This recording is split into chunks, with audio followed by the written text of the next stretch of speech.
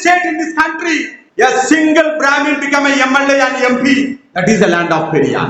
तो जो तमिलनाडु पेरियार की धरती है, तो एकमात्र ऐसी धरती है, ऐसा मोमेंट है जहां आज भी एक भी ब्राह्मण ना तो एमपी है ना तो एमएलए है। पूरा तमिलनाडु का जो विधानसभा है वो ब्राह्मण मुक्त विधानसभा है। ये गट्स है पेरियार आंदोलन का। और इसके साथ ही मैं पूछना चाहता हूं कि आज अम्बेडकर मूवमेंट का क्या हाल है? First of all, I introduce myself that I am a socio-political activist working for the Bahujana Dravida Samaj in whole India. सबसे पहले मैं अपने बारे में परिचय दे दूं कि मैं एक सामाजिक राजनीतिक कार्यकर्ता हूं जो पूरे देश में बहुजन द्रविड़ों की मुक्ति के लिए काम कर रहा हूं। I am not a social activist. I am a political activist. मैं सिर्फ सामाजिक कार्यकर्ता नहीं हूं, मैं एक राजनीतिक कार्यकर्ता भी हूं। Because Baba Saheb Ambedkar, when he came to Tamil Nadu in 1946, when he addressed among the public, he told to the people that our ultimate goal is to become the ruling class to rule this country. क्योंकि बाबा साहब doctor B are Ambedkar जब 1946 में तमिलनाडु मद्रास गए तो उन्होंने वहां पे संबोधित करते हुए कार्यकर्ताओं को कहा था कि हमारा जो अंतिम लक्ष्य है वो इस देश का शासक बनना है। He told to the public that you go and write this goal in everybody's wall. उन्होंने उस सभा में अपने लोगों को कहा था कि हमारे इस सभा में मौजूद लोग ये बात नोट कर ले और जाके अपनी दीवारों पे लिख ले कि हम इस देश के शासक हैं। Whether it is a social or political agenda of Baba Saheb Ambedkar. ये बाबा साहब का सामाजिक एजेंडा था या पॉलिटिकल एजेंडा था? Why he started a Labour Party? Why he started a SC/ST Federation? Why he started RBI to this country? What is the reason behind that? Whether it is a social or politics? तो जो उन्होंने जो RPI बनाई, जो उन्होंने और संगठन scheduled caste of federation बनाए, उसका उद्देश्य क्या था? क्या सिर्फ सामाजिक उत्थान था या पॉलिटिकल जो गोल प्राप्त करना था वो भी था? And also Baba Saheb Ambedkar had given a right, all the rights he had given to us. But he told when he addressed among the public that one right is very important right, that is a right to vote. तो बाबा साहब ने हमें बहुत सारे अधिकार दिए, लेकिन जब वो समाज के बीच में संबोधित करते थे, वो कहते थे कि जो सबसे महत्वपूर्ण अधिकार है, वो है आपके वोट का अधिकार। When he retired the constitution, I am practicing as an advocate in Supreme Court of India. I born and brought up from Tamil Nadu. But last 7 years I have been residing at Delhi. So, when he written in the constitution, the right to vote, he mentioned that one man, one value, one man, one vote, one value. Whether it is a social or politics. मैं तमिलनाडु में पला बढ़ा और यहाँ पिछले 7 वर्षों से दिल्ली में रह रहा हूँ और सुप्रीम कोर्ट में अधिवक्ता हूँ। बाबा साहब डॉक्टर बी आर अम्बेडकर ने जब कॉन्स्टिट्यूशन उसको लिखा तो उन्होंने वोट के अधिकार को परिभाषित करते हुए कहा कि एक व्यक्ति का एक वोट है और एक वोट की एक वैल्यू। Some so-called Ambedkarists, क्या ये सामाजिक राइट है, political right? some social, in the name of social, some so-called Ambedkarists, they are polluting the entire system and they are the big adults for the revolution of this country. तो ये सामाजिक movement के नाम पे बहुत सारे तथाकथित अम्बेडकरवादी हैं जो समाज को प्रदूषित करने का काम करते हैं और समाज का जो मार्ग है उसको भटकाने का काम करते हैं। I brought up from the land of Periyar. I brought up from the school of Periyar. The Tamil Nadu, the Dravidian movement established by Thandai Periyar. मैं तमिलनाडु पेरियार की धरती से आया हूँ, जो द्रविड़ आंदोलन का जनक है, जिसको पेरियार ने स्थापित किया। Even though I am from the scheduled caste community, but I not brought up from the Baba Saheb Ambedkar school. I brought up from the Periyar school of thought. मैं शेड्यूल कास्ट से हूँ, लेकिन मैंने बाबा साहब school of thought से नहीं पढ़ा, मैंने पेरियार स्कूल ऑफ थॉट से पढ़ा। I brought up from the school of social justice. Later I came to know, understand about the social transformation. After that I became a student of Manevar Kanshira. मैंने वहाँ सामाजिक आंदोलन के बारे में सीखा पेरियार मूवमेंट से, लेकिन जब नॉर्थ इंडिया में आया तब मैंने मान्यवर कांशीराम से सामाजिक परिवर्तन के बारे में सीखा। Still now our people, but so-called elite groups also, some scholars, some professors, they are stuck in the social justice movement. In the name of reservation, they are the very dangerous of this community. They are always insisting the social justice. They are not allowing our people to move from social justice to social transformation. मान्यवर कांशीराम साहब ने जो सामाजिक न्याय का आंदोलन है, उसको सामाजिक परिवर्तन के आंदोलन की ओर लेके जाने का काम किया, लेकिन दुख के साथ कहना पड़ता है कि हमारे समाज में तथाकथित बुद्धिजीवी, डॉक्टर, प्रोफेसर आज भी सामाजिक न्याय तक ही सीमित है, वो आज भी सामाजिक परिवर्तन के मूवमेंट को समझने में असफल। When we go through the lot of revolution throughout the countries, professors are all working for the political liberation. But in India, the so-called Ambedkarists, they are not ready to come out of their own caste and not come out of their own people of their 15%. जब मान्यवर कांशीराम साहब ने सामाजिक परिवर्तन का आंदोलन शुरू किया, तो उन्होंने पूरे देश में एक राजनीतिक चेतना पैदा की। पूरा वर्ल्ड पूरी दुनिया में एक चेतना पैदा हुई, लेकिन आज दुख के साथ कहना पड़ता है कि जो हमारे तथाकथित अम्बेडकरवादी है, वो अभी भी सामाजिक न्याय पे ही अटके हुए हैं। I have a right to talk about our own people because I am also belong to scheduled caste. I have a right because I am brought up from the scheduled caste family. You are also maybe a scheduled caste family. I have a right to talk about my own family's problem. तो जो कि मैं अनुसूचित जात में पैदा हुआ हूँ, और हमें लगता है कि आप बैठे आप लोग भी अनुसूचित जात से ही ज्यादातर लोग होंगे, इसलिए मैं अपने समाज के लिए, अपने परिवार के विषय में बात रखने का अधिकार रखता हूँ। When I read this topic, I got little bit confused.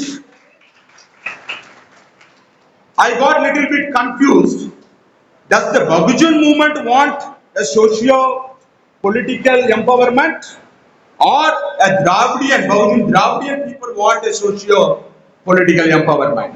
जब मैं ये इन्विटेशन कार्ड पढ़ रहा था, तो ये जो पहला पॉइंट है, सब्जेक्ट है, उसको पढ़ के मैं थोड़ा सा कंफ्यूज हुआ कि बहुजन आंदोलन को सामाजिक राजनीतिक सशक्तिकरण की जरूरत है या बहुजन द्रविड़ समाज को सामाजिक राजनीतिक सशक्तिकरण की जरूरत है।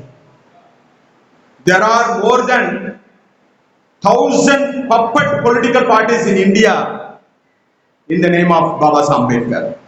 यहाँ भारत में आज करीब 1000 बाबा साहब अम्बेडकर के नाम पे करीब 1000 पार्टियां चल रही हैं। Whether we want to work for the social political empowerment for that 1,000 political parties, ये जो हजारों पार्टियां हैं, क्या ये बहुजन द्रविड़ समाज के सामाजिक राजनीतिक सशक्तिकरण के लिए काम कर रही हैं? And also I come to know that more than 2 lakhs SC/ST government employees organization functioning across the country for 0.05% of people. और इसके साथ ही इस देश में, पूरे देश में करीब 2 लाख जो कर्मचारी अधिकारी संगठन है, वो कर रहे हैं, और वो जो काम कर रहे हैं वो कितनी पॉपुलेशन के लिए काम कर रहे हैं? 0.05% लोगों के लिए काम कर रहे हैं। I should work for the 95% Bahujin Dravidian people's political empowerment who are suffering in the name of the caste for the last 2000 years. लेकिन हम इस देश के 95% बहुजन द्रविड़ लोग जो कि पिछले 2500 साल से जात के नाम पे प्रताड़ित हो रहे हैं, उस समाज के लिए काम कर रहे हैं। Just today is the day for you. You are all, I think you are all educated people are sitting here. You have to introspect yourself today. It is a day of introspection. तो आप यहाँ बुद्धिजीवी लोग बैठे हुए हैं, इसलिए आप सबसे हमारा एक कहना है कि आज का जो दिन है वो आत्मचिंतन का दिन है। According to my understanding of this invitation, whether this Bahujin Dravidian movement, where is that Bahujin movement, and where are we are going, and what is next? We have to. आज का जो ये कार्यक्रम बुलाया गया है, मैं समझता हूँ कि इसका उद्देश्य है इस बात पे चर्चा करने के लिए कि जो हमारा बहुजन द्रविड़ मूवमेंट है वो कहाँ पे है, आज कहाँ खड़ा है, किस दिशा में जा रहा है और किस दिशा में जाना चाहिए इसे, इस बात में चिंतन मनन करने के लिए इस सभा का आयोजन किया गया। We have to meditate how we can empower the socio-politics to our Bahujin Samaj. इसलिए हमें इस बात पे चिंतन करना चाहिए कि कैसे हमारा जो बहुजन द्रविड़ समाज है उसको हम कैसे सामाजिक राजनीतिक उत्थान कर सकते हैं। You people are continuously listening my word Dravidian. Why I am using the word Dravidian? तो हमारे शब्दों में आप लोग ज्यादातर द्रविड़ शब्द का इस्तेमाल सुन रहे होंगे। मैं क्यों बार-बार द्रविड़ शब्द का इस्तेमाल कर रहा हूँ? You may not aware about the word Dravidian, but Brahmins know the meaning of Dravidian, and the word Dravidian insists anger to them. तो हमें पता है, आप में से ज्यादातर लोगों को द्रविड़ शब्द के मायने पता नहीं होंगे, लेकिन जो इस देश का ब्राह्मण है उसे द्रविड़ का मतलब बहुत अच्छे से पता है। Arya Samaj not started from the land of Tamil Nadu or South India. Where the Arya Samaj started? It started from Punjab. Because in Tamil literature is the oldest literature in this country. Not only in this country, the whole world. Tamil literature is the oldest literature because that age itself more than 3000 years. The Tamil literature is talking about the Indus Valley civilization. Indus Valley civilization is the Dravidian civilization. ये जो हमारा तमिल साहित्य है, ये सिर्फ भारत में नहीं दुनिया में जो सबसे प्राचीनतम साहित्य है उनमें से एक है। और ये जो तमिल साहित्य है वो सिंधु घाटी सभ्यता के विषय में बात करता है और वो कहता है कि जो सिंधु घाटी सभ्यता का जनक है वो तमिलनाडु और साउथ इंडिया नहीं है, वो आपका उत्तर भारत है, बल्कि अविभाजित पंजाब है। Undivided Punjab. The Indus Valley civilization was in the undivided Punjab. Later Nehru had given our civilization to the Pakistan. When the Bahujin Dravida party will become a ruler of this country, once again we will get that civilization. It is the icon of the Dravidian movement. इसीलिए जो ब्राह्मणों ने आर्य समाज बनाई वो south India में नहीं बनाई, उन्होंने नॉर्थ इंडिया में ही बनाई। ये जो द्रविड़ सभ्यता का विकास है वो नॉर्थ इंडिया में और जो अविभाजित पंजाब की धरती है उसमें हुआ था। इसलिए मैं कहना चाहता हूँ कि आज जो अविभाजित पंजाब खंड खंड में बटा हुआ है, कुछ हिस्सा पाकिस्तान में चला गया, जब हमारी बहुजन द्रविड़ पार्टी देश में सत्ता में आएगी, वो जो अविभाजित पंजाब है उसको एक करने का काम करेगी। John Marshall, he was an archaeologist. 100 years before, in 1924, he declared, he was the chief archaeologist from the London.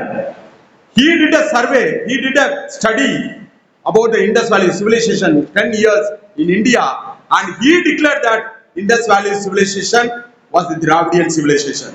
Now Tamil Nadu is going to celebrate, and our chief minister of Tamil Nadu announced to lay the statue of John Marshall in Tamil Nadu, the 100th year.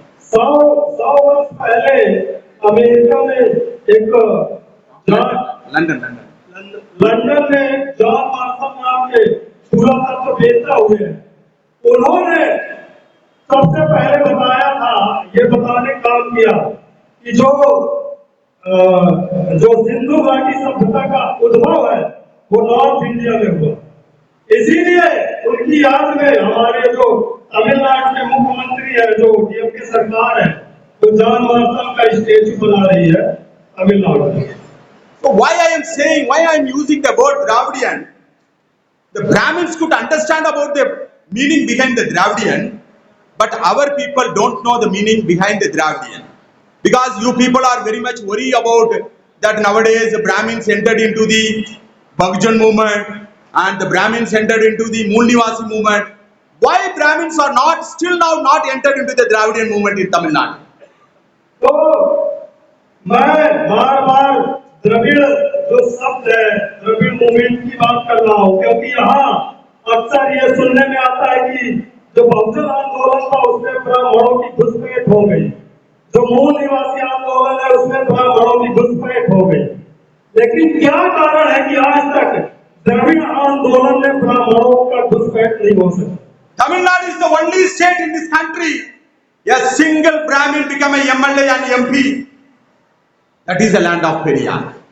तो जो तमिलनाडु पेरियार की धरती है, तो एकमात्र ऐसी धरती है, ऐसा मूवमेंट है जहां आज भी एक भी ब्राह्मण ना तो एमपी है ना तो एमएलए है।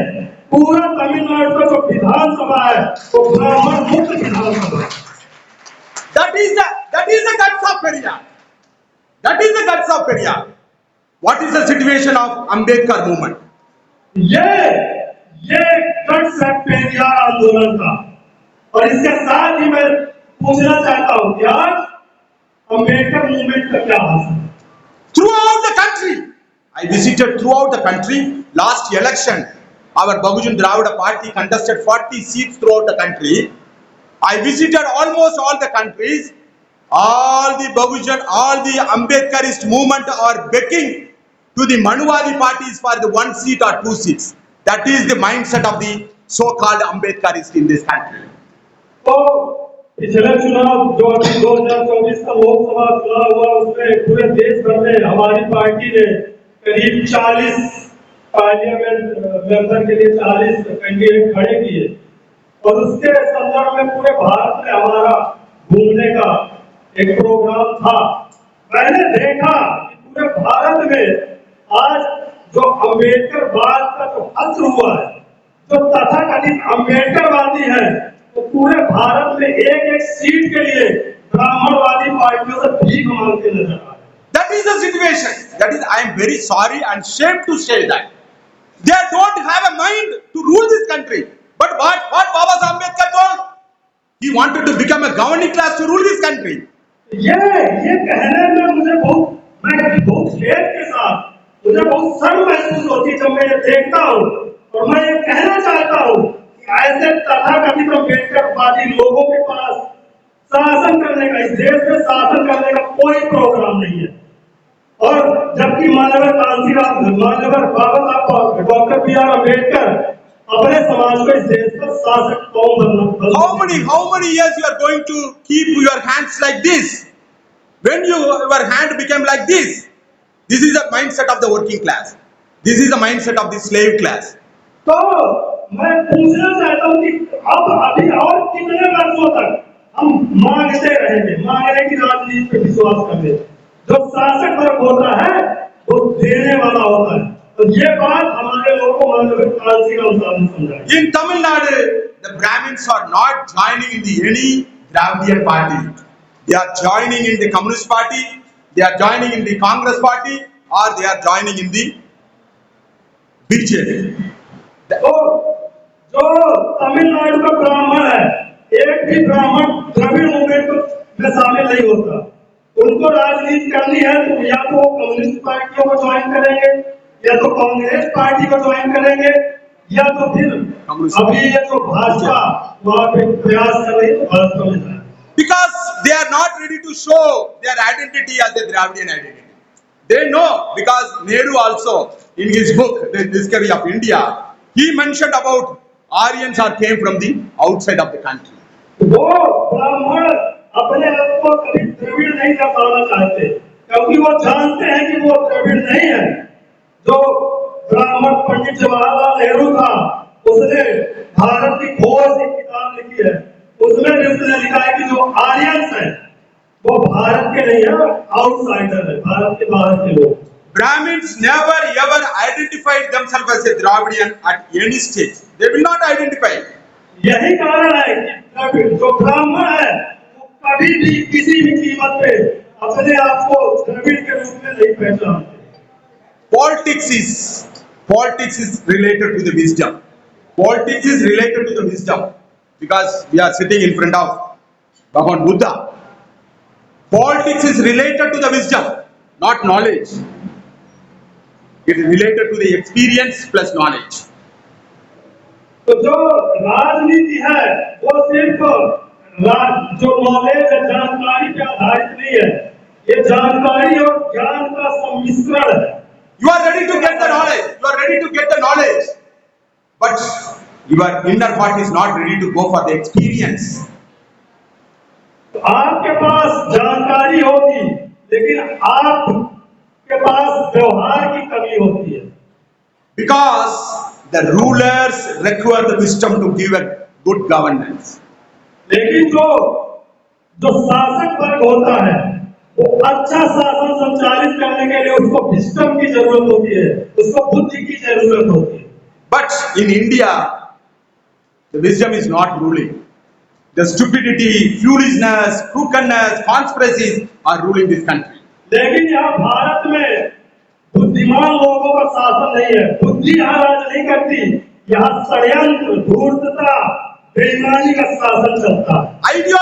Ideology is shaping the person. Ideology is shaping the community. Whether you think about which ideology is ruling this country, whether you thought. तो जो विचारधारा है वो व्यक्ति को आकार देती है, एक समाज को आकार प्रदान करती है। लेकिन यहाँ इस देश में कौन सी विचारधारा रूल कर रही है, क्या इस समाज को क्या आकार मिल रहा है? Our people are in the dual mind. That is the problem. Dual mind is more dangerous, because one side they are talking about Baba Saheb Ambedkar, and another side they are following the practices of the Hindu Dharma. तो हमारे जो लोग हैं वो दोहरी मानसिकता पे जीते हैं, और ये जो दोहरा माइंडसेट है, दोहरी मानसिकता है, ये सबसे खराब मानसिकता है। जो हमारे लोग हैं, एक तरफ बाबा साहब डॉक्टर B.R. अम्बेडकर की बात करते हैं, लेकिन दूसरी तरफ जो व्यवहार है वो ब्राह्मणवाद का करते हैं, मनुवाद का करते हैं। Now you ask yourself that which ideology are you following? इसलिए मैं आपसे कहना चाहता हूँ कि आप अपने आप से पूछें कि आप कौन सी विचारधारा को फॉलो कर रहे हैं। In China, Buddhism ideology is ruling. In Japan, Buddhism ideology is ruling. In America, Christian ideology is ruling. But in India, which ideology is ruling? तो जो चाइना है और जापान है वहाँ बुद्धिस्ट आइडियोलॉजी का शासन है, जो अमेरिका है वहाँ क्रिश्चियन आइडियोलॉजी का शासन है, लेकिन जो भारत है यहाँ कौन सी आइडियोलॉजी शासन करती है? Unknowingly, one side you are talking about Buddha or Ravidas or Kabir or Nanak, but in practical life you are following the path of BJP ideology, Congress ideology, Aam Aadmi Party ideology. These ideologies are not related to your way of life. तो अनजाने में हम तथागत बुद्ध, रविदास, कबीर और गुरु नानक की बात तो करते हैं, लेकिन जो व्यवहार में हमारी जो व्यवहारिकता है वो भाजपा, कांग्रेस और कम्युनिस्ट पार्टियों के माइंडसेट के आधार पर चलती है। All the ideologies in these countries are based upon the Hindutva ideology or Brahminism ideology. This ideology will not liberate you until this ideology live in this country. You people also struggle for the reservation. ये जो पूरे देश में आज जो विचारधारा दिख रही है, ये हमारे लोगों को मुक्ति नहीं दे सकती। और जब तक ये विचारधारा, जिसको ब्राह्मणवादी विचारधारा कहते हैं, वो इस देश में शासन करेगी, हम सिर्फ मांगने वाली कौम ही बने रहे। Today you declare yourself that I am going to follow the Bahujan Dravidian ideology or Bahujan ideology, because in democracy 15% will not rule this country, because all the scheduled caste people are, if you collect them, only 15%. In democracy 15% will not win. That's what Kanshiramji transformed from 15% to 85%. इसलिए हम आपसे अनुरोध करना चाहते हैं कि आज हम लोगों को, आप लोगों को संकल्प लेना चाहिए कि आज से हम बहुजन विचारधारा या बहुजन द्रविड़ विचारधारा को फॉलो करेंगे, क्योंकि हम सिर्फ अगर 15% तक ही सीमित रहे, पूरा 15% एक हो जाए, तब भी हम इस देश में शासन नहीं कर सकते। इसीलिए माननीय कांशीराम साहब ने 15 को 85 में परिवर्तित करने का काम किया था, और ये जो माननीय कांशीराम साहब की रणनीति है, यही एक कामयाब रणनीति। So you start to say that our identity is a Dravidian identity. I am the part of the Bahujan. It will disturb the Brahminical party. That's what Kanshiram was saying, that you don't know how to blackmail these so-called Manuvadi parties. तो अगर हम कहते हैं कि हमारी जो पहचान है वो द्रविड़ियन है और हमारी जो स्ट्रेंथ है वो बहुजन है, तो जो ब्राह्मणवादी लोग हैं वो परेशान होते हैं। और इसीलिए माननीय कांशीराम साहब ने कहा था कि हमें इस ब्राह्मणवाद को ब्लैकमेल करने की राजनीति आनी चाहिए।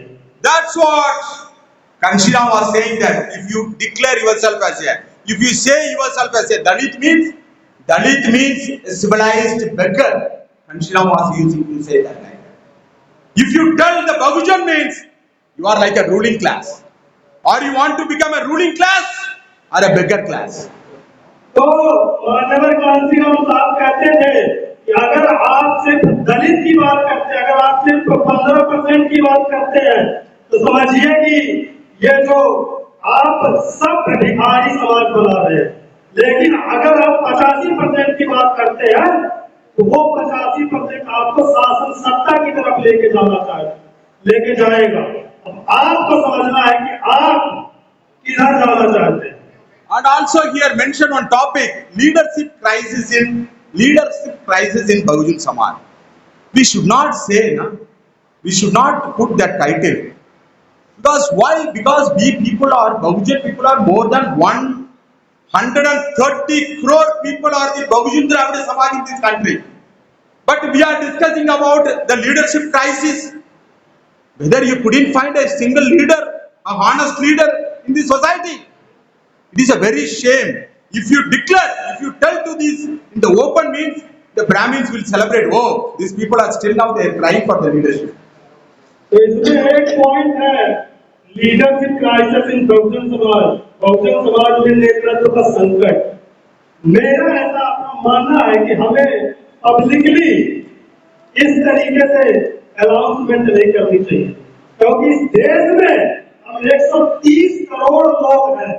जो हमारा बहुजन द्रविड़ समाज है वो 130 करोड़ की आबादी वाला समाज है, और जब हम 130 करोड़ लोगों में से कहते हैं कि हमारे पास एक लीडर नहीं है, तो ये बहुजन जो ब्राह्मणवाद है उनको बड़ा खुशी महसूस होती है कि इतने बड़े समाज में इनके पास एक लीडर नहीं है। क्या हम इस 130 करोड़ समाज में कुछ अच्छे लीडर नहीं ढूंढ सकते हैं। अगर हम खोजी निगाहों से देखें तो निश्चित तौर पे हमें अच्छे लीडर्स मिले। I want to say frankly to you that I don't want to participate this type of Ambedkarist meeting. I'm not happy to participate also because I know what they talk. Because they always want to talk about the problems. You are actually the Ambedkarist movement are giving a space to cry, to moan. तो मैं खुले तौर पे बोलना चाहता हूँ कि आम तौर पे मैं ऐसी सभाओं का हिस्सा नहीं बनता, क्योंकि मेरा अपना अनुभव कि ऐसी सभाओं में सिर्फ समस्याओं पे डिस्कशन होता है, सिर्फ रोने का ही काम होता है, ये हो गया, वो हो गया, वो हो गया, समाधान पे कोई बात नहीं होती। Because the professors also not guts to talk about the solution. They easy to talk about whoever. You ask the roadman, the rickshaw wala, tea wala, chai wala, you go and discuss, they are ready to talk about the problems. The same that if you meet the scholars or professors or judges, they are also crying and talking about the problems. But Kanshira was the only person told to us that you talk about the solution. The educated masses are failed to talk about the solution. They are also coming and joining with the crowd and they are also crying about these are all problems in front of us. जो आम जनता है वो समस्याओं पे discuss करती है तो समझ में आता है, लेकिन जो समाज का बुद्धिजीवी वर्ग है, जो स्कॉलर वर्ग है, उसका क्या काम होता है? इसीलिए माननीय कांतीराम साहब कहते थे कि हमें समाधान की बात करनी चाहिए, लेकिन जब मैं ऐसी सभाओं में देखता हूँ कि हमारे स्कॉलर्स भी, जो हमारा आम जनमानस है, उन्हीं की तरह रोना धोना करता है, जबकि स्कॉलर्स का काम होगा समाधान ढूंढना और समाज को बताना, लेकिन हमारा स्कॉलर्स भी जो आम जनमानस है उसी की तरह रोना धोता है ऐसी सभाओं में, और ऐसी सभाएं उनके रोने धोने का अड्डा बन जाती है। इसलिए मैं ऐसी सभाओं का ज्यादातर हिस्सा नहीं हूँ। I am coming here to talk about, not to talk about the problems. I am coming here to talk about the solution for our Bahman Samaj. इसलिए मैं यहाँ समस्याओं पे बात करने नहीं आ रहा हूँ, मैं यहाँ बहुजन द्रविड़ समाज का समाधान क्या है, बहुजन द्रविड़ समाज के मुक्ति का समाधान क्या है, उस पे बात करने आ रहा हूँ। I am talking in front of the Lord Buddha. Lord Buddha had given a four noble truth. What he had given a noble truth?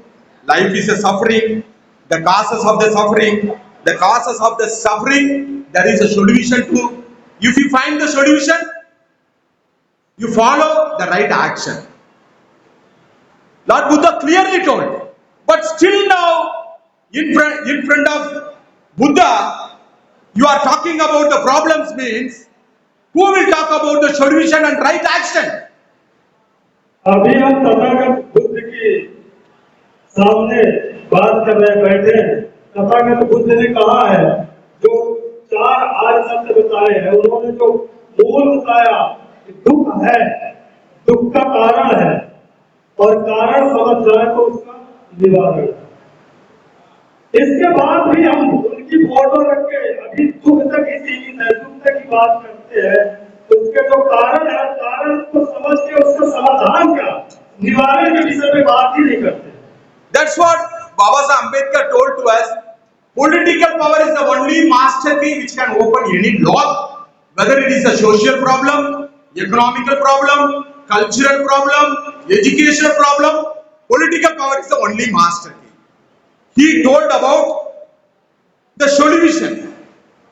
इसलिए बाबा साहब डॉक्टर बी आर अम्बेडकर ने समाधान की बात कही। उन्होंने कहा था कि राजनीतिक सत्ता वो मास्टर चाबी है, जिससे आप चाहे वो सामाजिक समस्या हो, आर्थिक समस्या हो, राजनीतिक समस्या हो, हर समस्याओं के दरवाजे आप खोल सकते हैं। He told about the solution. Kanshiram ji took a stand to do for the right action. तो बाबा साहब डॉक्टर बी आर अम्बेडकर ने समाधान के बारे में बात करी, माननीय कांतीराम साहब ने उस बात पे स्टैंड लिया और वो पूरे देश में उसको पूरा करने के लिए निकल गए। And you see, Guru Ravidas, Guru Kabir, Guru Nanak ji, and even Guru 10th Guru Gobind Singh also fought against these Brahminical forces. And after the 18th century, it happened in 15th, it happened at 16th century. But after the 18th century also, you see Mahatma Jyotiba Phule, Chhatrapati Shahuji Maharaja, Narayana Guru, Tande Periyar, those Mahapurush, Bahujan Mahapurush also identified who is our common political enemy, ideological enemy, and who is our common friend, ideological friend. They clearly defined it. But what happened in the Bahujan movement? Simply one lady came and started to change Bahujan Hitaya to Sarvajan Hitaya, Sarvajan Sukhaya. You people started to clap, oh, Sarvajan Hitaya. We people also accepted the Brahmins. तो अगर आप 16वीं सदी 16वीं 17वीं 15वीं 16वीं सदी में देखेंगे तो चाहे आप गुरु रविदास को उठाए, कबीर को उठाए, गुरु नानक को उठा ले और यहाँ तक कि गुरु गोविंद सिंह जी तक जो परंपरा चली वो सारा संघर्ष बराबरवाद के खिलाफ है। इधर हम 19वीं 18वीं 19वीं सदी में देखें, 19वीं सदी से लेके 20वीं सदी, तो चाहे आप ज्योतिबा फूले की बात करें, चाहे आप छत्रपति साहू जी महाराज की बात करें, चाहे आप नारायण गुरु की बात करें, चाहे आप पेरियार की बात करें, बाबा साहब की बात करें, सबने जो ब्राह्मणवाद के खिलाफ एक क्रांति जगाए रखी।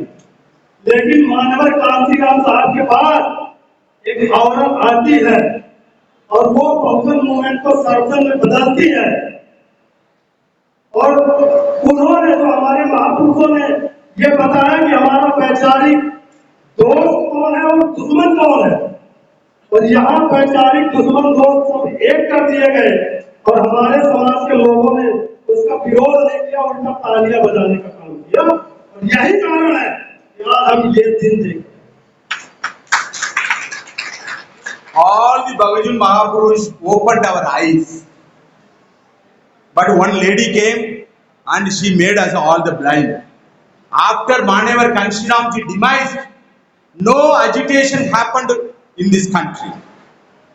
Now all people are blind, all our Bahujan Samaj in this country. तो हमारे जो बहुजन महापुरुष हुए हैं उन सभी ने हमारे लोगों की आंखें खोलने का काम किया, लेकिन एक लेडी ने हमारे सभी लोगों को सुला दिया, सभी की आंखें बंद करने का काम किया है। और आज जो स्थिति है, यही कारण है कि आज जो स्थिति है पूरा समाज जो है स्वप्निल अवस्था में चला गया। There is no movement. Simply you people are coming and here sitting, and after meeting you are going and taking the food. That simply we are doing, what we are doing is meeting, eating, cheating. This business we are doing continuously. तो मैं देख रहा हूँ कि आज पूरे देश में कोई मूवमेंट नहीं बचा। हम ऐसी सभाओं पे आएंगे, यहाँ से जाने के बाद सो जाएंगे, हमारे लोगों को काम बस eating, Meeting, cheating and cheating बन के रह गया। You are cheating yourself and trying to cheating others also. हम अपने आप को भी चीट कर रहे हैं और दूसरों को भी चीट करने का काम। If you cheat yourself, that is not a problem for your society. But you people are cheating, trying to cheating the others. That is the problem. अगर हम सिर्फ अपने को चीट करते हैं तो ये समाज के लिए कोई बड़ी समस्या नहीं है, लेकिन जब हम समाज को चीट करना, समाज को धोखा देने का काम करने लग जाते हैं तो ये समाज के लिए एक बड़ी समस्या बन जाती है। Our people are bound with the clientage politics. You know the meaning of the clientage politics? Clientage politics means that the Brahmin people are paying the Bahujan Dravidian leaders to do the Brahmin Baniyas business. That is the meaning of the clientage politics. हमारे लोग आज ग्राहक राजनीति में फंसे हुए हैं। ग्राहक राजनीति का मतलब है कि जो ब्राह्मण बनिया ताकतें हैं वो हमारे लोगों को फंडिंग करती है ब्राह्मण बनिया राजनीति को स्थापित करने के लिए। Our Kanshiramji wanted to made our community politics as a institutional based politics. लेकिन मानवर कांसीराम साहब राजनीति है उसको एक सांस्थानिक राजनीति की तरह इस्टेब्लिश करना चाहते थे, उसको स्थापित करना चाहते थे। Brahmins politics, it's a community politics and made as an institutional politics. जो दूसरी तरफ जो ब्राह्मण राजनीति है वो भी एक सांस्थानिक, एक कम्युनिटी, एक समुदाय की राजनीति है और वो सामुदायिक राजनीति पे बात करती है। They don't talk, their RSS is having only one agenda. You people are different agenda. Social justice agenda, reservation agenda, this begging agenda, that begging agenda. But Brahmins having only one agenda. That agenda is to rule this country. That is their only agenda. तो जो ब्राह्मणों की जो सांस्थानिक राजनीति है, जो उनकी आरएसएस है, वो एक ही एजेंडा पे काम करती है।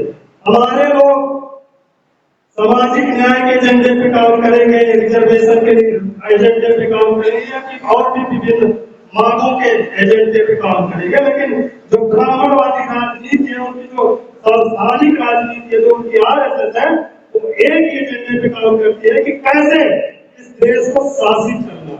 That is the agenda. कुछ मुट्ठी भर लोगों को शासन स्थापित करके रखा। That's what they established one institution. Institutional based politics. इसीलिए उन्होंने एक इंस्टीट्यूशन, एक संस्थान का निर्माण किया है, संस्थानिक राजनीति की शुरुआत की। That Dravidian movement is having another institution in this country to counter the RSS institution. जब मैं पूरे देश में देखता हूँ तो एक तो आरएसएस की सांस्थानिक इंस्टीट्यूशन, एक संस्था है, और दूसरी जो हमें पूरे देश में नजर आती है संस्था, वो है द्रविडियन संस्था, जो ब्राह्मणवाद के विकल्प के रूप में या ब्राह्मणवाद के काउंटर के रूप में काम करती है। But we people, Bahujan activists, the Kanshiramjis followers, we failed to establish the institutional based politics in this country. We have to try to do. लेकिन हमारे जो लोग हैं, जो माननीय कांशीराम साहब के अनुयायी फॉलोवर्स हैं, जो एससी संगठनों में एक्टिविस्ट है, वो एक संस्था का निर्माण करने में आज भी असफल रहे हैं और यही कारण है कि कोई प्रभावी राजनीति यहाँ पे नहीं हो रहा है। So I want to explain about, because Kanshiram Pariyar was the first started the movement against the Brahmin in India, anti-Brahmins movement in India. He was the person started. So I also know, because I brought up from that school of thought. So it is very similar. Later I could understand about the Kanshiramji's thought. I am the only person throughout the country talking about the two philosophies. One philosophy is Kanshiram philosophy and another philosophy is Brahminical philosophy. The fight is between, in this country, Kanshiramism versus Brahminism. That is my conclusion. That's what I am propagating the Kanshiram ideology throughout the country. तो गैर ब्राह्मण आंदोलन की शुरुआत करने वाले उसके जनक पेरियार थे और मैं तमिलनाडु में पला बढ़ा तो पेरियार के विषय में जो गैर ब्राह्मण आंदोलन उसके विषय में शुरुआती ज्ञान हमने प्राप्त किया। बाद में जब मैं नॉर्थ इंडिया और कांशीराम साहब के बहुजन आइडियोलॉजी से रूबरू हुआ तो मुझे दोनों में बड़ी सिमिलरिटी नजर आई। जो पेरियार का मूवमेंट है वो सामाजिक मूवमेंट जो गैर ब्राह्मणों के लिए था, तो जो कांशीराम का मूवमेंट है वो राजनीतिक मूवमेंट है जो बहुजनों के लिए था, 85% लोगों के लिए था। इसलिए मैंने ये तय किया कि ये दोनों बहुजन समाज का प्रतिनिधित्व करने वाले मूवमेंट, पेरियार का सामाजिक मूवमेंट और कांशीराम का राजनीतिक मूवमेंट, इसलिए मैंने सोशियो पॉलिटिकल पेरियार और कांशीराम को आइकॉन बना के सोशियो पॉलिटिकल मूवमेंट का को शुरू किया और पूरे देश में उसको प्रचार करने का काम किया। The two icons are the most dangerous icon to the Brahmins. One is Periyar and Kanshiram. Because nowadays RSS is also celebrating Baba Saheb Ambedkar birth anniversary. Better than you. तो आज तो आरएसएस भी आपसे अच्छा बाबा साहब का जन्मदिन मनाने लगी। तो इसलिए मैं कहना चाहता हूँ इस देश में ब्राह्मणवाद के अगेंस्ट जो कामयाब विचारधारा वो दो विचारधारा है, दो प्रतीक है, एक पेरियार है, एक कांसीराम है, जिनको ब्राह्मणवाद ना तो पचा पाया और ना तो उसको अपने में मिला पाया। In South India, there is no Varna system. There is no Varna system in South India. There are two classes. One is Brahmin and non-Brahmins. We divided ourselves like that. So that's what we brought up from the non-Brahmins movement. So what the Brahmins did, when Periyar talked against the Brahminical ideology or Brahminical conspiracy, what the Brahmins did, they conducted one puja. Why they conducted the puja? Periyar will die very soon. That was the title given to the that puja. तो जब उधर पेरियार ने ब्राह्मण के खिलाफ आंदोलन शुरू किया, तो वहाँ ब्राह्मणों ने एक पूजा शुरू की, एक शराब टाइप का देने कि ब्राह्मण बहुत जल्द मर जाए, जो पेरियार है वो बहुत जल्द मर जाए, इसके लिए ब्राह्मणों ने वहाँ दक्षिण भारत में पूजा अर्चना शुरू कर दी। Here in North India, the Gundagaris and that Chatri Gundagaris are supported to the Brahmins. Or Vaishyas are giving the money to the Brahmins. But in Tamil Nadu, there is no Vaishya, there is no Thagur or so that's what Brahmins are very much worried about Periyar. तो जो south India का जो social structure है, सामाजिक बनावट है, वो north India की तरह नहीं है। वहाँ दो वर्ग है, एक ब्राह्मण है, दूसरा गैर ब्राह्मण है। लेकिन यहाँ पे जो कास्ट सिस्टम है, ब्राह्मण, फिर क्षत्रिय, फिर बनिया, फिर शूद्र, फिर अतिशूद्र, तो यहाँ पे जो ब्राह्मणवाद को बढ़ाने का, उसको पालने का जो काम करता है, वो क्षत्रिय और बनिया मिलके काम करता है। The Brahmins conducted 48 days puja to finish Periyar in the land of Tamil Nadu. What happened? Whoever did prayer against the Periyar, the Brahmins, they died, they passed away earlier of Periyar. जब पेरियार ने वहाँ पे गैर ब्राह्मण आंदोलन, द्रविड़ आंदोलन की शुरुआत की, तो ब्राह्मणों ने 40 दिन तक उनके मृत्यु के लिए जो है तो पूजा अर्चना की थी, जल्दी मरे। और संयोग देखिए, जो 40 दिन तक पूजा करने वाले लोग थे, वो पेरियार से पहले मरे। So not only you simply get the inspiration, you have to act like a Periyar. You have to work like a Periyar. तो ये जो है तो सिर्फ प्रेरणा लेने तक ही सीमित न रखे इस चीज को, हमें पेरियार की तरह काम भी करना पड़ेगा, तब जाके इस मूवमेंट को हम मंजिल मकसूद तक पहुंचाएंगे। The job of the Brahmin is to scare in the name of God. That is their work. They make afraid in the name of God. Scare. तो जो ब्राह्मण है, उनका मुख्य काम है हमारे लोगों को डरा के रखना, हमारे लोगों में भय पैदा करना। People who are usually afraid have more faith in the God. जो व्यक्ति, जो लोग जितना डरते हैं, वही लोग उतना ज्यादा भगवान के सामने हाथ जोड़ के बैठने का काम करते हैं। The Hindus are making afraid. A lot of women, out of their afraid, they are going to the temple.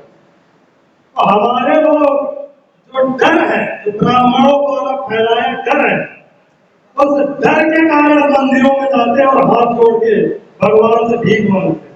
That but Guru Granth Sahib was saying to us, if you are afraid, you don't come to us. लेकिन जो सिखों का धर्म ग्रंथ है, आदि ग्रंथ गुरु ग्रंथ साहिब, वो कहते हैं कि अगर आप डरते हैं तो आप हमारे पास मत आइए। हमारे पास डर के कारण हमारे पास नहीं आता। Our Vaheguru is not afraid, wala. So if you are afraid means don't come to us. Guru Granth Sahib was clearly says. तो जो वाहेगुरु है, सिखों ने कहा कि जो वाहेगुरु है, वो किसी को डरा धमका के अपने साथ अपने पास नहीं बुलाते।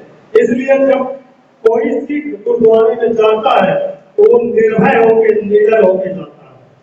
3%, only microscope community, 3%. You see, in democracy, 3% is kuch nahi. We call themselves as a microscope community, but they are keeping the Communist Party, Congress Party, BJP Party, Aam Aadmi Party, all the parties, national parties are running by the 3% Brahmins. Not only legislation, they are sitting in the Supreme Court also. I am a Supreme Court lawyer. The Supreme Court occupied with the Brahminical people, the 3% Brahminical people. तो अगर राजनीति में देखें तो 3% कुछ भी कोई मायने नहीं रखता, लेकिन यहाँ भारत में आप देखेंगे कि 3% ब्राह्मण, चाहे वो भारतीय जनता पार्टी हो, चाहे कांग्रेस पार्टी हो, चाहे आम आदमी पार्टी हो, चाहे कम्युनिस्ट पार्टी हो, इस देश में जितनी भी राष्ट्रीय पार्टियां हैं उनको संचालित करने का काम 3% ब्राह्मण, जो कि बहुत इस देश की आबादी में एक सूक्ष्म आबादी का प्रतिनिधित्व करते हैं, फिर भी सारी राजनीतिक पार्टियां उनके मुट्ठी पे। देश की कार्यपालिका है वो 3% ब्राह्मणों की मुट्ठी में, और यहाँ की जो न्यायपालिका है वो भी 3% ब्राह्मणों की मुट्ठी। Administration, talk about administration. Unfortunately, nowadays, our social medias, social medias is not controlling by these Brahminical people. Social media is controlling by our Bahujana Samaj. Luckily, with the globalization, with the support of the globalization, nowadays our messages are reaching to the Bahujana Samaj. तो वैसे तो यहाँ जो main stream media है वो भी ब्राह्मणों के हाथों का एक धुंधली है, लेकिन जो हमारा सोशल मीडिया है उससे वो हमारी बात को लोगों तक पहुंचाने का एक माध्यम बना है। Why these Brahmins are controlling the legislation, judiciary and administration? They are 3%, but how they are controlling? ये जो 3% ब्राह्मण है, ये कैसे इस देश की जो इस देश की विधान पालिका है, तो इस देश की कार्यपालिका और न्यायपालिका है, कैसे उसको सिर्फ मुट्ठी में ब्राह्मण कंट्रोल कर लेता है? Because of the chamchas. Because of the chamchas, they are controlling the 3 layers of the democracy. ये जो लोकतंत्र के 3 स्तंभ है, उसको जो मुट्ठी में ब्राह्मण कंट्रोल करने में सक्षम है, वो हमारे समाज के चमचों का उपयोग करके इसको कंट्रोल करने में सक्षम होता है। ये जो त्रासदी है, ये हमारे चमचों की वजह से है। Chamchas are the gods, are the real gods to the Brahmins. They are the god. तो ब्राह्मणों के लिए जो भगवान का काम कर रहे हैं, वो चमचे कर रहे हैं। आज चमचे भगवान को सुरक्षित करने का काम कर रहे हैं, उनके भगवान बन के बैठे हुए हैं। Today you think about yourself that you are a god to the Brahmins or you are god to the Bahujana Samaj. इसलिए आज आपको यह सोचना है कि आप ब्राह्मणों के भगवान हैं, ये बहुजन द्रविड़ समाज के भगवानों के हितैषी हैं। So I want to say that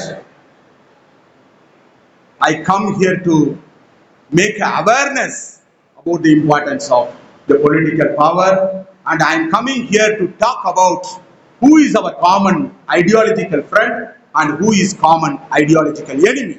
इसलिए मैं ये कहना चाहता हूं कि मैं आज आप लोगों के समक्ष आया हूं, तो उसका उद्देश्य है कि मैं आप लोगों को जो राजनीतिक सत्ता का जो महत्व है उसके विषय में बताने आया हूं। And also I want to tell to you that just you get out of the caste. Just you start to mingle with, because in last year, with the support of Sikh people at California, they passed the bill in 2023 bill. The California legislature passed a bill in 2003, the burning the discrimination on the basis of the caste. 90% Sikh people work to pass that bill. Pass the bill at California, America. तो इसलिए मैं कहना चाहता हूँ कि अब हमारे लोगों को ये जाति को छोड़ देना चाहिए। इसमें हमारा कोई भी हित नहीं है। और अभी कुछ दिनों पहले कैलिफोर्निया में सिखों ने एक बिल पास किया था और वो 90% बहुमत के साथ उन्होंने पास किया था कि सिखिज्म में कोई जात भेद नहीं रहेगा। I am not coming here to talk about my own religion because religion is a personal matter. I am coming here to talk about the politics, our Bahujan Samaj politics. तो मैं यहाँ कोई धर्म की बात नहीं करने आया हूँ, क्योंकि जो हमारा धर्म है वो हमारा व्यक्तिगत मामला होता है। Why I मैं यहाँ बहुजन द्रविड़ राजनीति की बात करने आया हूँ। wherever these Brahmins are going from out of the country, they wanted to implement the Brahminism in all the countries. ये जो ब्राह्मणवादी लोग जो ब्राह्मण है, वो चाहे भारत हो या भारत के बाहर विदेश में भी जब ये जाते हैं तो अपनी ये जातिवादी व्यवस्था को वहां भी स्थापित करने को प्रयास करने से नहीं छोड़ते। They wanted to establish the Brahminism in America. But you people are going to America and you also making a caste-based association.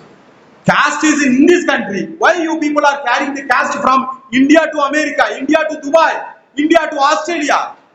You also polluting that another countries in the name of the caste. तो ये जो जाति व्यवस्था है ये ब्राह्मणों की then है।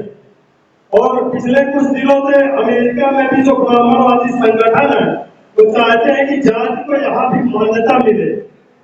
लेकिन हमारे लोग भी जो विदेशों में रह रहे हैं वो भी वहाँ जातियों के नाम पे संगठन बनाते हैं।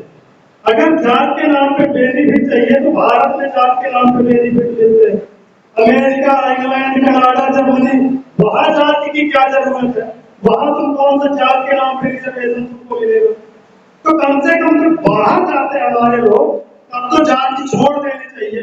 लेकिन जाने अनजाने वहाँ भी हो ब्राह्मणवाद का एजेंडा ही फॉलो करते नजर आते हैं। Caste is not related to it is related to the psychological feelings. It is not related to the beauty. It is not related to the education. It is not related to the position. It is related to the birth. But I am a advocate. Nobody call me as an advocate caste. They are asking my caste, which caste you born? You people are simply saying, asking that occupational based caste. No, my occupation is not a shoemaker. My occupation is not a farmer. My occupation is doing a law practice. Whether these people are ready to say that I am an advocate caste or doctor caste or otherwise professor caste or chartered accountant caste, they are not ready to say that. It is related to the birth. So that's what. If we want to kill the caste, you have to become a ruling class in this country. That is that. If you become a ruler of this country, then only we will establish the Begumpura Khan Samaj. तो ये जो जाति है, जाति हमारे profession से हमारे कर्म पे आधारित नहीं है, ये जन्म पे आधारित है। और ये जो जन्म आधारित जाति व्यवस्था है ये तभी खत्म की जा सकती है जब इस जाति से सताए गए लोग इस देश का शासक बनेंगे। इसीलिए हमारे जो महापुरुष हैं, चाहे वो बाबा साहब डॉक्टर बी आर अम्बेडकर हो, चाहे माननीय कांशीराम साहब हो, उन्होंने कहा है कि अगर आपको इस जाति बात से मुक्ति चाहिए तो आपको इस देश का शासक बनना पड़ेगा। सिर्फ शासक बनकर ही आप इस देश से इस जाति रूपी कोड को खत्म कर सकते हो। In 1699, more than 7,000 people assembled at Anandapur Sahib. Guru Gobind Singh conducted one assembly to eradicate the caste. That was the first annihilation of caste assembly happened in this country in 1699, conducted by Guru Gobind Singh. तो 1699 में आनंदपुर साहिब पंजाब में सिखों के जो 10वें गुरु है गुरु गोविंद सिंह जी, उन्होंने एक राष्ट्रीय स्त्री सभा का आयोजन किया। उसमें पूरे देश से करीब 70,000 लोग शामिल हुए और उस सभा में उन्होंने जो जात के नाम की पूंछ है उसको काटने का काम किया। वो पहली सभा थी जो एनिलेशन ऑफ कास्ट, जात के उच्छेद की बात करने के लिए आयोजित हुई थी। और उस सभा में उन्होंने घोषणा की थी कि मानस की जात सब है, एक है पहचान को। मानस की मनुष्य की कोई अलग अलग जाति नहीं है, एक ही जाति है। Guru Gobind Singh chopped the tail of the caste. Guru Gobind Singh chopped the tail of the caste. But still now our people are carrying the caste name as a tail in everybody's name in North India. It's the same. Tandai Periyar also in 1960, he also chopped the tail of the caste in Tamil Nadu. तो 1699 में गुरु गोविंद सिंह जी ने जात की पूंछ काटने का काम किया था और सेम उसी तरह 1916 में पेरियार ने तमिलनाडु के अंदर वही काम किया था। लेकिन बड़े दुख के साथ कहना पड़ता है कि हमारे लोग आज भी उस जात के पूंछ को लगाए घूमने का काम करते हैं। Caste is the only problem in this country. No other problem. Caste is the only problem. तो इस देश में एकमात्र समस्या जो है वो जाति है। जात के अलावा इस देश में जो भी समस्याएं हैं वो जाति से जुड़ी हुई, जात से उत्पन्न हुई समस्या। Until Hinduism is alive, casteism is also alive. If casteism is alive, the untouchability is also alive. The problem is in Hindu religion. जब तक इस देश में हिंदूवाद, ब्राह्मणवाद पैदा है, स्थापित है, तब तक जातियां बनी रहेगी और जब तक जातियां बनी रहेगी तब तक हमारे समाज में छुआछूत, हमारे समाज का अन्याय, अत्याचार, उत्पीड़न होता रहेगा। ये जो समस्या है, सारी समस्याओं की जड़ ये जाति है। Our National Crime Bureau was saying in every 3 hours, in every 1 hour, 3 Dalit raped and murder is happening in this country. तो इस देश का जो राष्ट्रीय अपराध निवारण ब्यूरो है, Crime Bureau. National crime bureau जो है, उसमें उसकी रिपोर्ट कहती है कि इस देश में हर घंटे 3 महिलाओं का, जो शेड्यूल कास्ट की 3 महिलाओं का रेप और मर्डर होता है हर घंटे। But still now in the name of Buddha, we are tolerating. Tolerance, in the name of tolerance, we are accepting everything. But Guru Gobind Singh had given to us weapon, Kirpan, that is a symbol of self-respect and dignity. लेकिन The title itself, Bahujun Swabhiman, self-respect. How to ensure your self-respect? तो आज हम तथागत बुद्ध के नाम पे सब कुछ सहते हैं, अहिंसा की बात करेंगे, अहिंसा की बात करेंगे, और दूसरी तरफ हमारे महिलाओं का हर घंटे 3 महिलाओं का बलात्कार हो रहा है, हर घंटे हमारे लोगों का कत्ल हो रहा है, हमारे जो लोग हैं उनके स्वाभिमान और गरिमा को लातों पर एक कुचला जा रहा है, और हम कहते हैं हम अहिंसक बने रहेंगे। तो कैसे हम अपने लोगों की सुरक्षा और स्वाभिमान को इंश्योर करेंगे?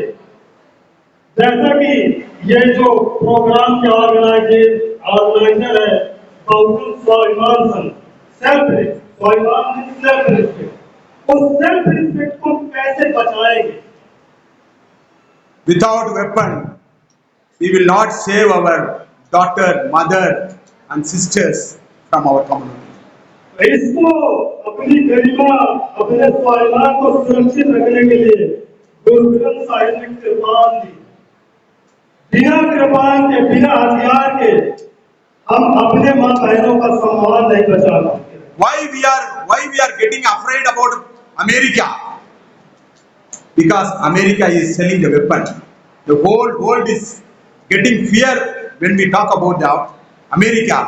because America is having a lot of weapons. तो आज Without weapon, the problem is in this country is self-respect, dignity. With our weapon only, we have to safeguard our community from these brahminical forces. तो हमारा जो America है, America से पूरी दुनिया क्या डरती है, जानती है उसके पास आधुनिक से आधुनिक हथियार है, तो इसलिए अगर उससे कोई पंगा लेगा तो वो ठीक कर देगी। तो जो हथियार है वो आपको सुरक्षित करने का एक माध्यम होता है।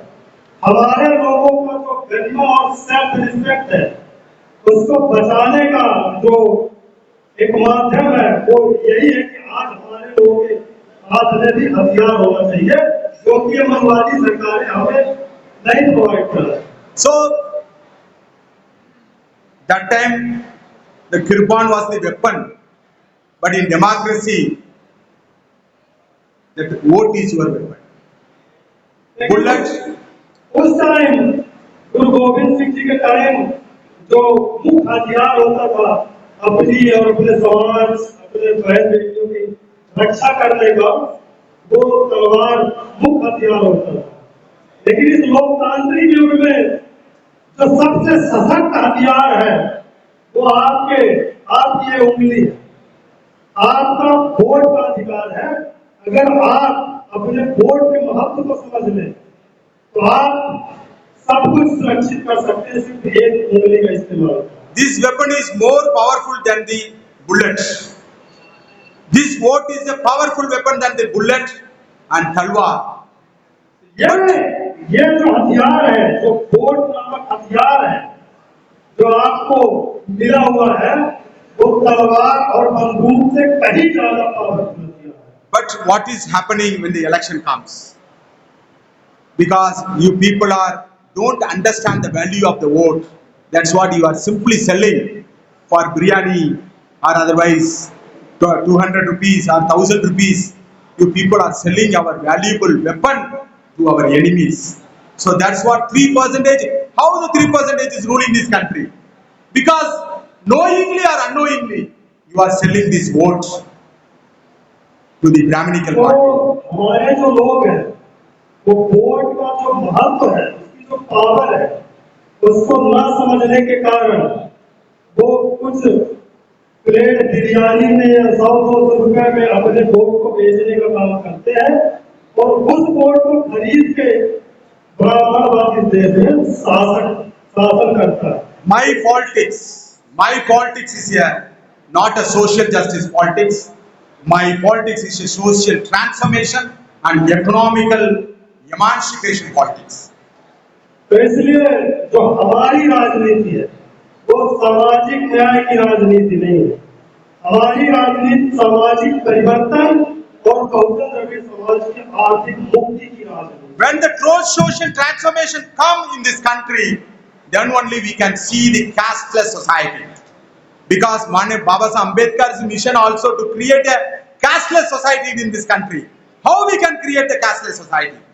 Once our Bahujun Samaj become a ruler of this country, then only we can create a casteless society. तो इस देश में जातिहीन समाज का निर्माण तभी हो सकता है जब इस देश में जात से सताए गए लोगों के हाथ में इस देश की शासन सत्ता हो। At any cost, you should not compromise with the Brahminical forces. I want to you, I tell to you, at any cost, you should not compromise with the Brahminical forces. इसलिए मैं आप लोगों से कहना चाहता हूँ कि किसी भी कीमत पे आप लोग ब्राह्मणवादी ताकतों से समझौता ना करें। So now you are living, luckily you are living in the Mayavadi period. What happened right now? So she compromised with the Brahminical forces. That's what she got a big zero. तो संयोग से आप माया युग में जी रहे हैं और आपने मायावती की जो उसने किया उसका असर भी देखा है। मायावती ने ब्राह्मणों से समझौता किया और उसका नतीजा ये रहा कि पूरा बहुजन मूवमेंट आज शून्य में पहुंच गया। That's what lot of atrocities, humiliation, violence are happening in this country because we people compromised with the Brahminical forces. और यही कारण है कि आज एक बार फिर से हमारे समाज के साथ अन्याय, अत्याचार, बलात्कार, हत्या एक बार फिर से बड़े पैमाने पे शुरू हो गई है। और ये इसका कारण ये है कि हमारा जो मूवमेंट है वो विभ्रमित हुआ है ब्राह्मणवाद से समझौता करने के कारण। Baba Saheb Ambedkar consolidated 2,500 castes in this country. Manevar Kanshiramji he assembled, he make a assembly of 7,000 castes. He wanted to consolidate. Kanshiram wanted to consolidate around 7,000 castes. He transformed.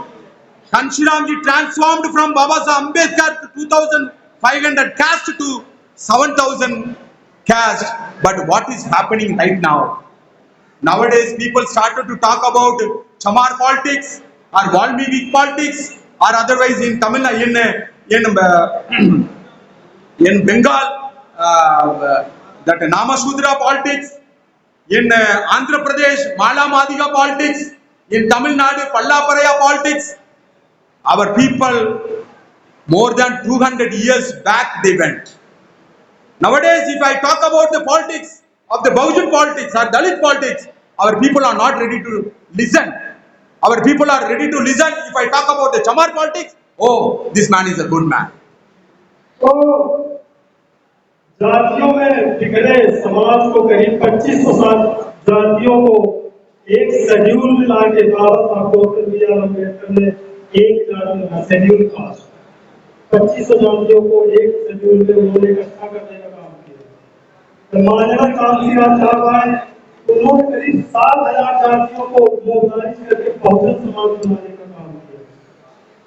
लेकिन आज हम देखते हैं कि हमारा समाज 2500 साल पीछे जा रहा। आज हम ना तो शेड्यूल कास्ट की बात करने में सफल हो रहे हैं, ना बहुजन समाज की बात करने में सफल हो रहे हैं। हम चमार की राजनीति करने में बिजी है, मालवी की राजनीति करने में बिजी है, कुर्मी की राजनीति करने में बिजी है, गुज्जर की राजनीति करने में बिजी है। तो इस तरीके से हम अगर देखें तो हमारा समाज आज 2000 साल पीछे जाने का काम कर रहा है। और इस तरीके का टकराव जब तक रहेगा, हम इस ब्राह्मणवाद से लड़ने में सफल नहीं हो सकते। This disease happened because of the Mayawadi's misdeeds of Sarvajan concept.